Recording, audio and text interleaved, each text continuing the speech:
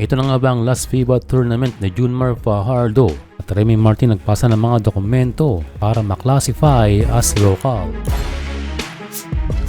Maliban kay AJ Edu, si Junmar Fajardo na ang sobrang deserve na makapagpahinga na sa Gilas, magpahinga or mag-skip sa ibang windows. Pero sa sitwasyon ni Junmar Fajardo ngayon, siya ay diretsong retirement na. Pero yun lang, katulad ni Japet noon ay laging napipigilan si JMF dahil kailangan ng big man. Sa setup ni Coach Tim Cone ay merong at least or minimum na 2 centers.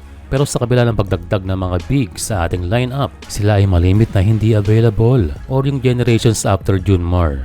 Unfortunately ay hindi pa ready to play si Quinton Melora Brown na galing sa surgery. Ang role player naman si Phillips ay may importanteng event na pupuntahan. Samantalang si Kai Sotto naman ay hating-hati ang puso dahil until now ay pending pa rin ang kanyang desisyon na makapaglaro this window. And siguradong alam naman niya na siya kailangan na dahil isang talo lamang ng Gilas ay mabubura na naman ang history na makabalik sa World Cup. And syempre, hindi na rin matutuloy ang goal ng Gilas program na makatungtong sa LA Olympics.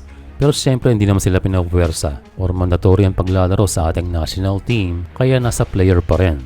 Yan ang nasa isip ngayon ni Coach Tim Cone na tila siya'y nabigo para mailatag ang best team lalo na this important window. Hindi na ibalik si Clarkson at hindi na rin umabot ang dokumento ni Benny Boatwright na isa sanang big man naturalize. So nahihirapan si Junmar na iwan ang Gilas. Ayon sa interview ni Coach Tim Cone, Junmar wanted to retire but we pulled him back in the window although he's doubtful for the Asian Games. And so yun na nga, maaaring ito na ang last window ni Junmar Fajardo. Pwera na lang kung magbago ang kanyang isip sa Asian Games. Panahon na talaga ang pagre-retire ni Junmar sa national team at nakaredy na sana ang kanyang retirement ceremony sa MOA Arena. Ngayong window na sana ang perfect timing dahil meron na siyang mga replacement. Yun na ngayon nagkaroon ng mga aberya na kailangan ni Junmar na ipagpatuloy ang kanyang paglalaro. Samantala'y umapila si Remy Martin sa POC or Philippine Olympic Committee at gayon din sa Samahang Basketball ng Pilipinas na siya ay matulungang makapasok sa lineup sa Asian Games. Pero ayon sa balita ay 2 months before the tournament ay naipasa na ng pamunuan ang mga pangalan or long list ng mga players na posibleng makapaglaro sa Asian Games.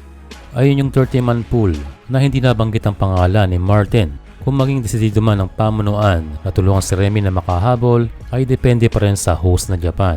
Itong Asian Games talaga ang bagay na tournament para kay Martin dahil passport lang ang kanyang kailangan na nakuha niya noong siya'y 20 anyos. Kung sa family history lang ay mas matibay itong si Martin dahil Filipina ang kanyang ina hanggang sa kanyang mga grandparents. Mas matibay pa kay QMB at Jordan Clarkson.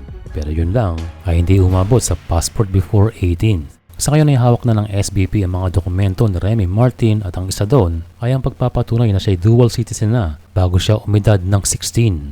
Sa ngayon ang magagawa ni Remy Martin ay galingan niya sa paglalaro sa Jones Cup. Ayon ay para maging solid na kanyang pakay sa Gilas, Pilipinas.